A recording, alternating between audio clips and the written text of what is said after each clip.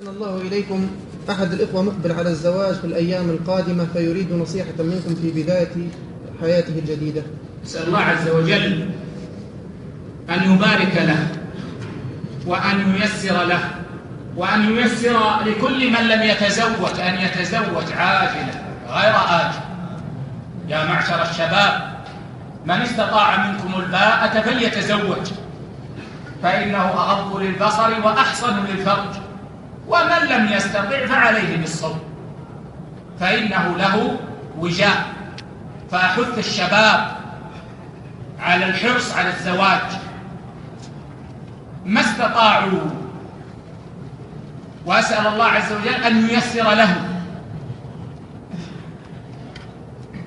وأما النصيحة فهي أن يتقي الله عز وجل بالمرأة، وأن يكون ناصحا لها معلما ومربيا يقودها إلى الخير، وأن يعاملها بمعاملة رسول الله صلى الله عليه وسلم لنسائه، وأن يتحمل منها غلطها وجهلها في أول الأمر، فإن المرأة تكون صغيرة عند انتقالها للرجل، وتكون غريبة حيث تنتقل من بيئة أهلها إلى بيته، وتكون حيية من الرجل لأنها تنتقل إليه ولم تعرفه ولم تعهده، فقد تقع منها أخطاء في المعاملة ونحو ذلك لصغر سنها ولما ذكرنا،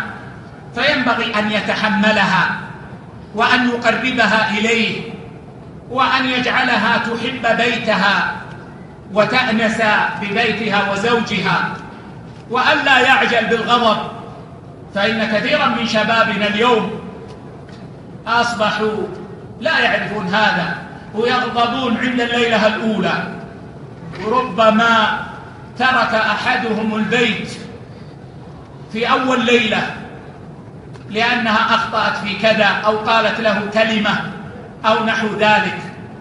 فالنصيحة كما قلنا تقوى الله، وأن لا يكون في الزواج منكر، وأن يبنى البيت على المعروف، وأن يكون التعاون بين الزوجين على عبادة الله، وأن يكون الرفق أساس المعاملة في البيت، وأن يحرص الإنسان على أن يكون في بيته أحسن خلقا منه في خارج بيته، وأن يلين لأهله الجانب. أسأل الله أن يوفقنا جميعا للعمل بهذا، ولعل في هذا كفاية. أساس المعاملة في البيت، وأن يحرص الإنسان على أن يكون في بيته أحسن خلقا منه في خارج بيته، وأن يلين لأهله الجانب. أسأل الله أن يوفقنا جميعا للعمل بهذا، ولعل في هذا